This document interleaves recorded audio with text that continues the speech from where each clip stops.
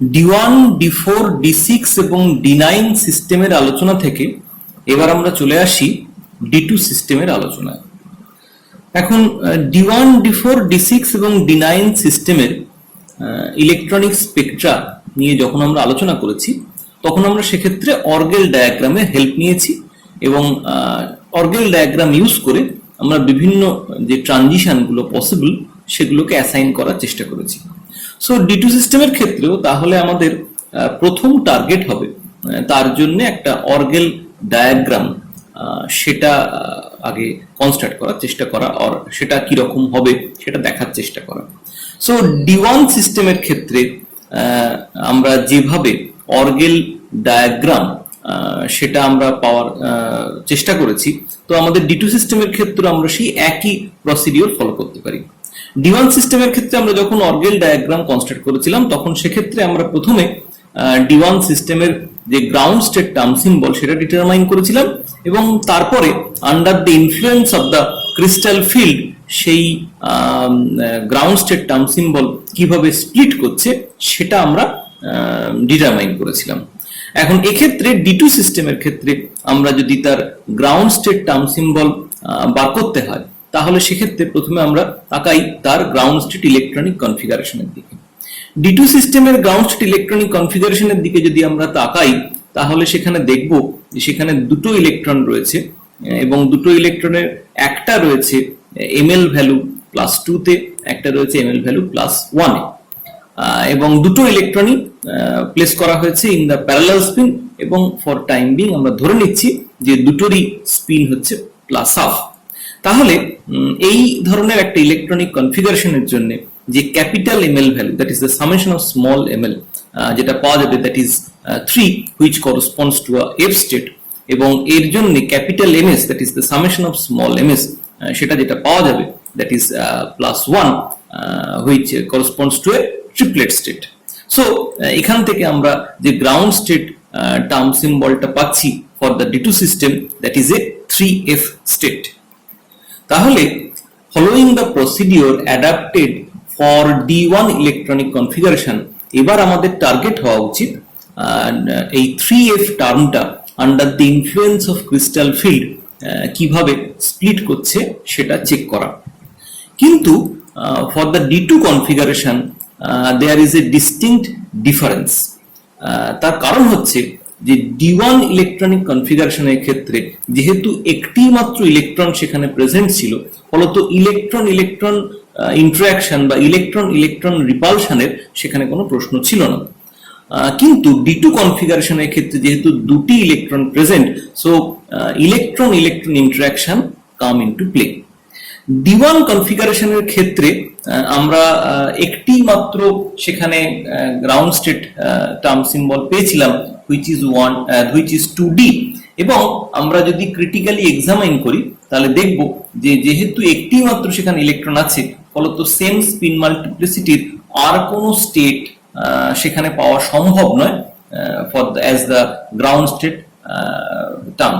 কিন্তু D2 কনফিগারেশনের ক্ষেত্রে যেহেতু সেখানে দুটো ইলেকট্রন রয়েছে ফলত এই দুটো ইলেকট্রনকে আমরা বিভিন্নভাবে প্লেস করতে পারি।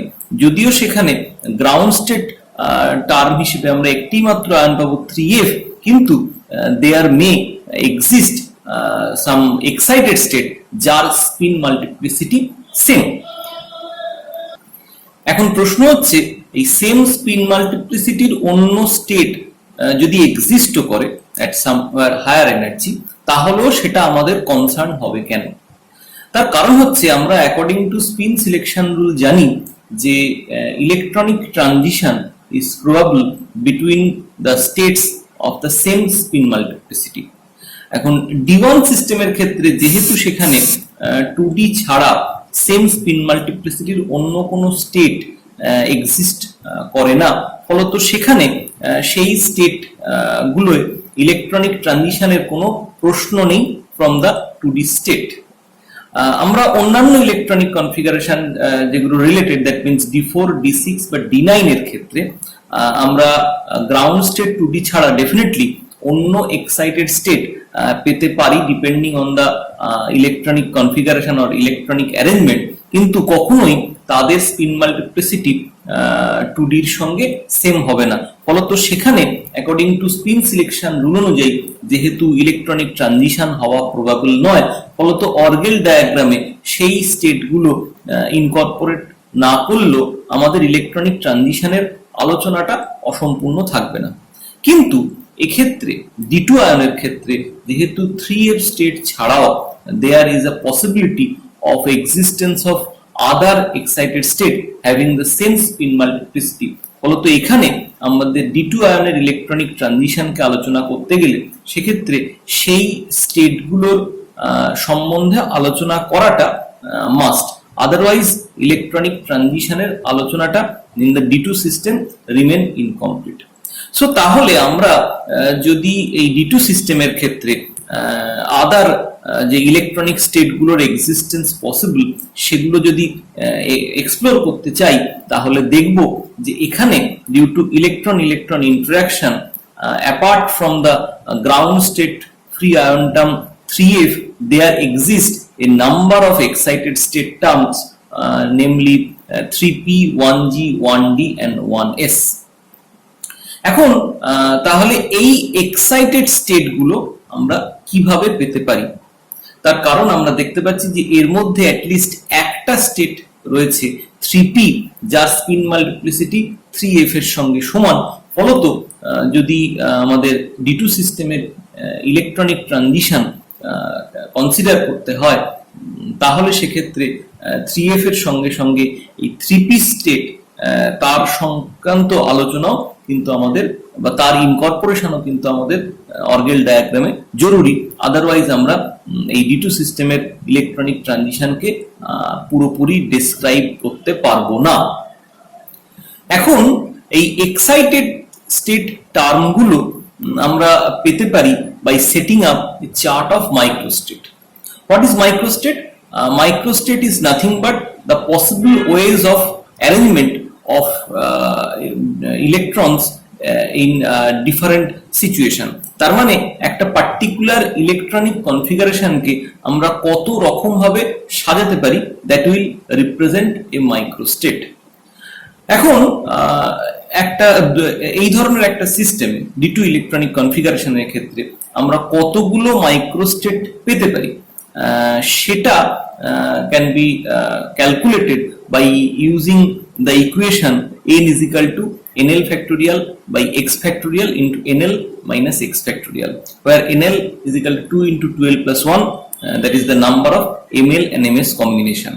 এবং সেই অনুযায়ী ক্যালকুলেট করলে আমরা n এর যে ভ্যালুটা D2 সিস্টেমের ক্ষেত্রে পাই, that is 45।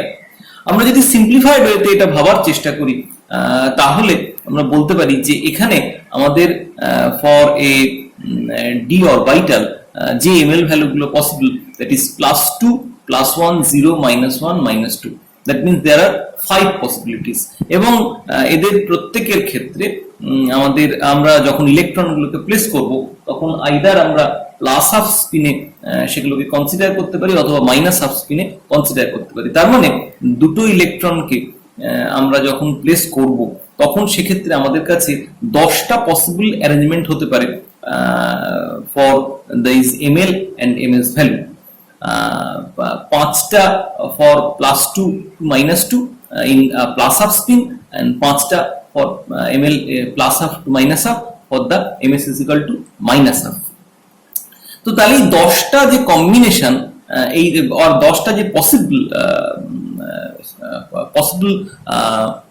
or available situation, এখানে আমরা দুটো ইলেকট্রনকে কত রকম ভাবে সাজাতে পারি সেটাই আমাদের বলে দেবে the possible number of microstate। তার মানে 10টা সিচুয়েশনে আমরা দুটো ইলেকট্রনকে কত রকম ভাবে প্লেস করতে পারি, that is represented by 10c2, এবং সেটাকে ইভ্যালুয়েট করলে আমরা পাই that is that gives rise to the number of microstate as 45। এখন এই 45টা মাইক্রোস্টেটকে আমরা কি কি রকম ভাবে সাজাতে পারি, এখানে আমরা দেখতে পাই যে আমরা যদি দুটো ইলেকট্রনকে প্লেস করতে চাই, তাহলে ম্যাক্সিমাম যে capital ml value, that is the summation of small ml, যেটা পাওয়া সম্ভব, দ্যাট ইজ +4 যদি আমরা দুটো ইলেকট্রনকে ml is equal to small ml is equal to +2 তে প্লেস করি, তাহলে সেক্ষেত্রে আমাদের ক্যাপিটাল ml ভ্যালু +4 হওয়া সম্ভব। আবার ঠিক একইভাবে that is the maximum value of capital ml। ঠিক এই একইভাবে আমরা যদি দুটো ইলেকট্রনকে small ml is equal to -2 এখানে প্লেস করি, তাহলে সেক্ষেত্রে ক্যাপিটাল ml ভ্যালু যেটা আমরা পাবো দ্যাট ইজ -4। সো তার মানে ক্যাপিটাল ml এর ম্যাক্সিমাম ভ্যালু হতে পারে +4 এবং মিনিমাম ভ্যালু হতে পারে -4। That means ml value, capital ml value can vary from +4 to -4।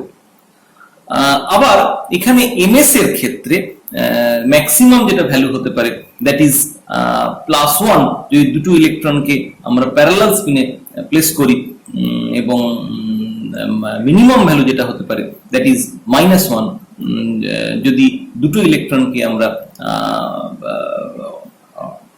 Parallel স্পিনে place করি, কিন্তু যদি ধরে নিই যে দুটোই আছে ms is equal to having the ms value -1, তার মানে এখান থেকে আমরা দেখতে পাচ্ছি যে ক্যাপিটাল ms এর ভ্যালু ম্যাক্সিমাম যেটা ভ্যালু পাওয়া সম্ভব দ্যাট ইজ +1 যদি দুটো ইলেকট্রনই প্লাস হাফ স্পিনে থাকে, এবং যেটা মিনিমাম ভ্যালু হওয়া সম্ভব দ্যাট ইজ -1 যদি দুটো ইলেকট্রনই মাইনাস হাফ স্পিনে থাকে, এবং অ্যাজ ওয়েল অ্যাজ তাদেরকে প্যারালালি প্লেস করা হয়।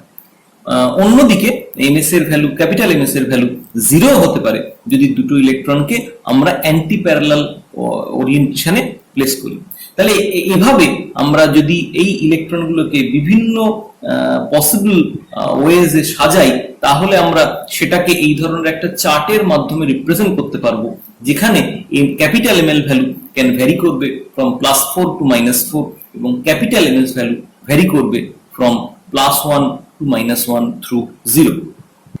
এখন তাহলে আমরা খুঁজে দেখার চেষ্টা করি যে প্রত্যেকটা ক্যাপিটাল ml ভ্যালুর জন্য কি কি ধরনের ইলেকট্রনিক কনফিগারেশন আমাদের পাওয়া সম্ভব, এবং আমাদের এইভাবে আমরা টোটাল 45 রকম ইলেকট্রনিক অ্যারেঞ্জমেন্টকে খুঁজে পাওয়ার চেষ্টা করব, যেখান থেকে আমরা কি কি পসিবল স্টেট অ্যারাইজ করা সম্ভব সেগুলোকে এস্টাবলিশ করব। আমরা যদি এই চার্টটার দিকে তাকাই, তাহলে আমরা দেখব যে ক্যাপিটাল ml ভ্যালু +4 এর জন্য একটি মাত্র ইলেকট্রনিক কনফিগারেশন পাওয়া সম্ভব, যেখানে small ml is equal to +2 তে দুটো ইলেকট্রন পেয়ার্ড আপ কন্ডিশনে আছে।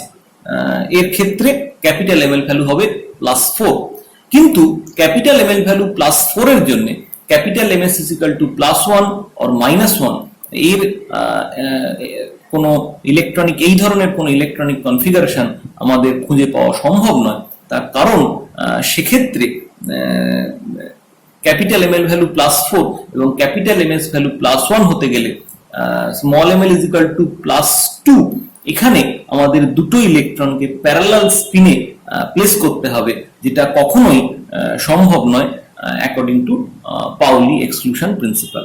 তো তার মানে আমরা ক্যাপিটাল ml ভ্যালু +4 এর জন্য ক্যাপিটাল ms ভ্যালু +1 বা ক্যাপিটাল ms ভ্যালু -1 এই ধরনের কোনো ইলেকট্রনিক কনফিগারেশন খুঁজে পাবো না। তার মানে এখানে আমাদের একটি মাত্র মাইক্রোস্টেট পাওয়া সম্ভব with capital ml value +4 and capital ms value 0। অন্যদিকে ক্যাপিটাল ml ভ্যালু +3 এর জন্য আমরা দেখতে পাচ্ছি যে ক্যাপিটাল ms ভ্যালু +1 এর একটি ইলেকট্রনিক কনফিগারেশন পাওয়া সম্ভব, ক্যাপিটাল ms ভ্যালু 0 এর দুটি ইলেকট্রনিক কনফিগারেশন পাওয়া সম্ভব, এবং ক্যাপিটাল ms ভ্যালু -1 এর জন্য একটি ইলেকট্রনিক কনফিগারেশন পাওয়া সম্ভব। সিমিলারলি ক্যাপিটাল ml ভ্যালু +2 এর জন্য ক্যাপিটাল ms ভ্যালু +1 এর একটি, ক্যাপিটাল ms ভ্যালু 0 এর তিনটি, এবং ক্যাপিটাল ms ভ্যালু -1 এর একটি ইলেকট্রনিক কনফিগারেশন পাওয়া সম্ভব। সেটা আমাদের কাছে এই ছবি থেকে ক্লিয়ার। তাহলে আমরা দেখতে পাচ্ছি যে ক্যাপিটাল ml ভ্যালু +4 এর জন্য একটা মাইক্রোস্টেট, ক্যাপিটাল ml ভ্যালু +3 এর জন্য টোটাল 4টে মাইক্রোস্টেট, এবং ক্যাপিটাল ml ভ্যালু +2 এর জন্য 5টা মাইক্রোস্টেট পাওয়া সম্ভব। এখানে আমরা ক্যাপিটাল ml ভ্যালু +4, +3 এবং +2 এর জন্য যেমন মাইক্রোস্টেট গুলো দেখলাম, ঠিক তেমনি ভাবে ক্যাপিটাল ml ভ্যালু -4, -3 এবং -2 এর জন্য এই ধরনের ইলেকট্রনিক কনফিগারেশন আমরা সাজাতে পারি। শুধুমাত্র সেক্ষেত্রে যেগুলো আমরা +2 স্মল ml ভ্যালু +2 তে বা +1 এ যে ইলেকট্রনগুলো রেখেছিলাম সেগুলো -1 বা -2 তে যদি আমরা প্লেস করি তাহলেই আমরা সেই ধরনের ইলেকট্রনিক কনফিগারেশন গুলো পাবো। তার মানে capital ml value +-4, capital ml value +-3 এবং ক্যাপিটাল ml ভ্যালু +-2 এর জন্য টোটাল নাম্বার অফ মাইক্রোস্টেট আমরা যেটা পেতে পারি that is 5 + 5 10 +4 14 +4 18 and +1 + 1 that means total 20 number of microstate.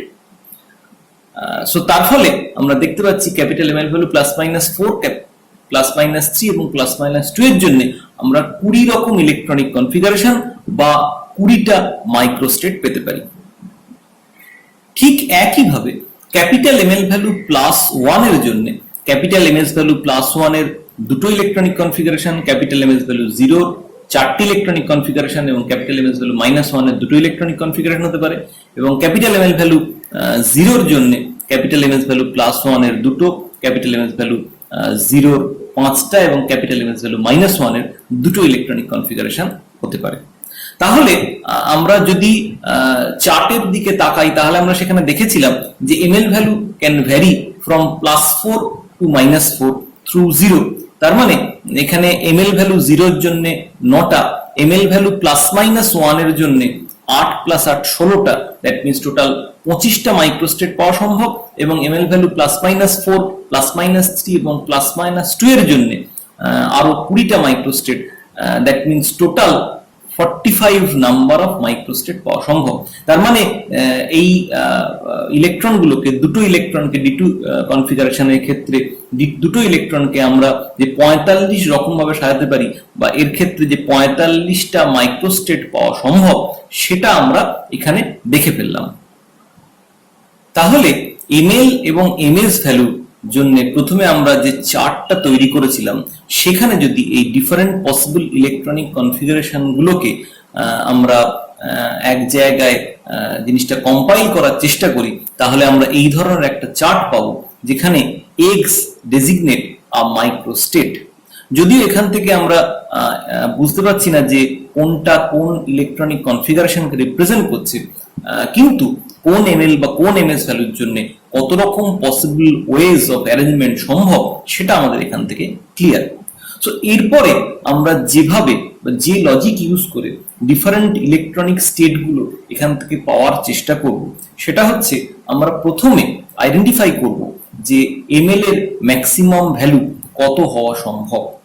That means তার থেকে আমাদের একটা স্টেট পাওয়া সম্ভব যার ক্ষেত্রে ml value corresponds to that maximum value এবং যার আন্ডারে ml ভ্যারি করবে from plus to minus. That means সে আমাদের এখানে আমরা যদি চার্টের দিকে তাকাই তাহলে সেক্ষেত্রে ml এর ম্যাক্সিমাম ভ্যালু যেটা হওয়া সম্ভব দ্যাট ইজ +4। তার মানে এই ml is equal to 4 এর জন্য একটা স্টেট আমরা পেতে পারি যার ক্ষেত্রে ml ভ্যালু ভ্যারি করবে ফ্রম +4 টু -4 থ্রু 0।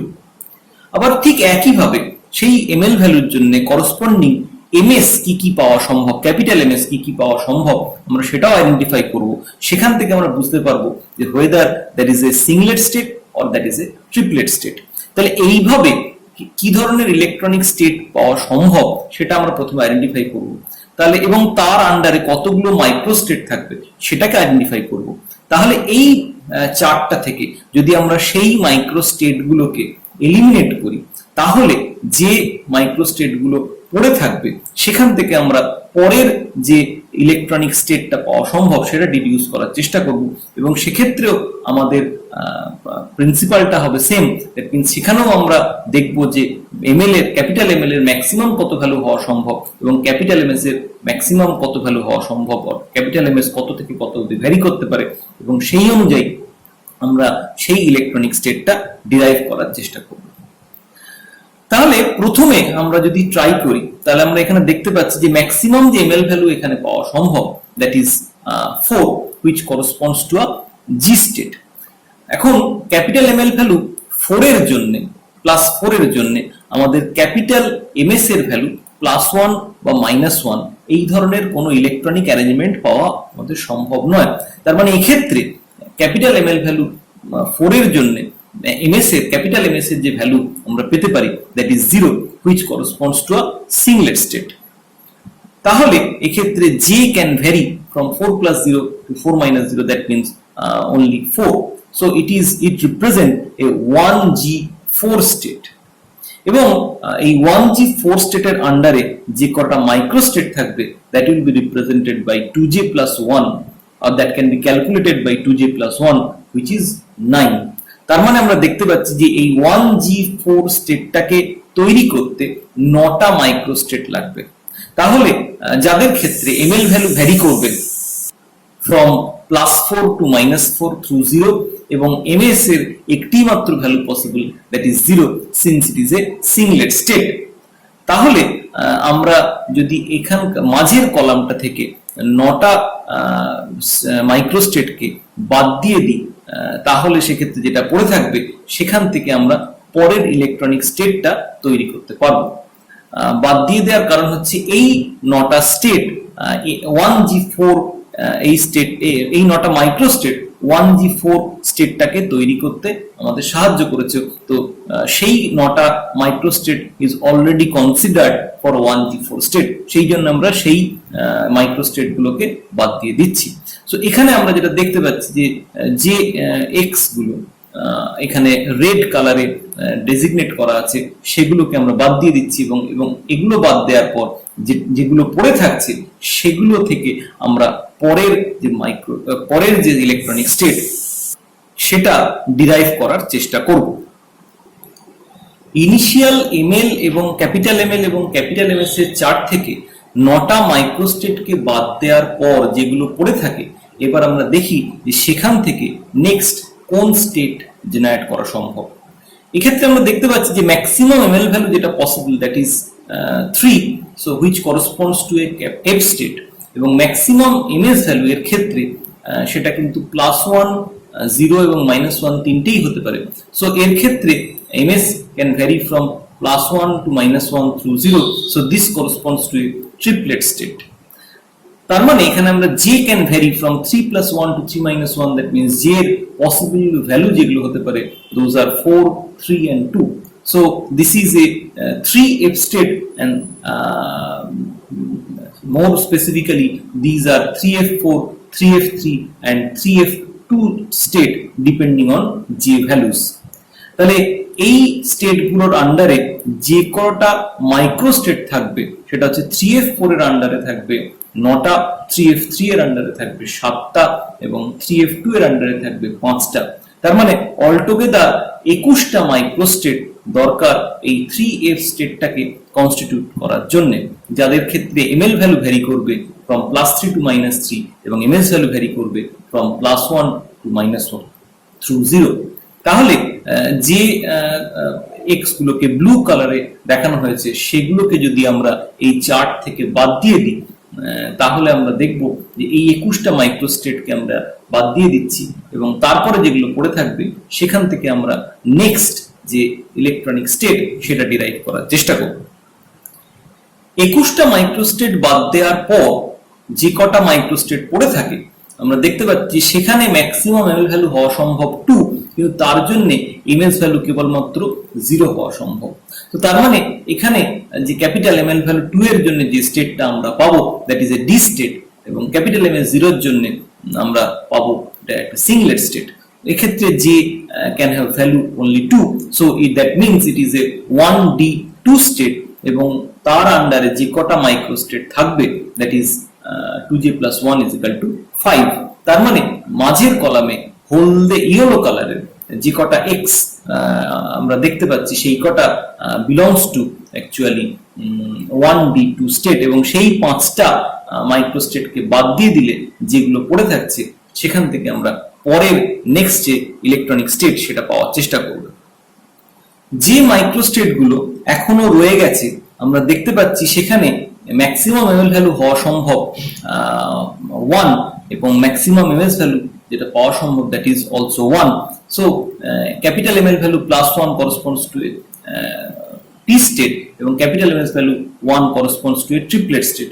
এক্ষেত্রে যে can have value 2, 1 and 0, that means এখানে আমরা পাবো তিনটে স্টেট 3p2, 3p1 এবং 3p0 depending on the J values, এবং তার আন্ডারে যে কটা মাইক্রো স্টেট থাকতে পারে 3p2 এর আন্ডারে 5টা, 3p1 এর আন্ডারে 3টে এবং 3p0 এর আন্ডারে 1টা। তাহলে অলটুগেদার 9টা মাইক্রো স্টেট এই 3p স্টেটটাকে তৈরি করবে।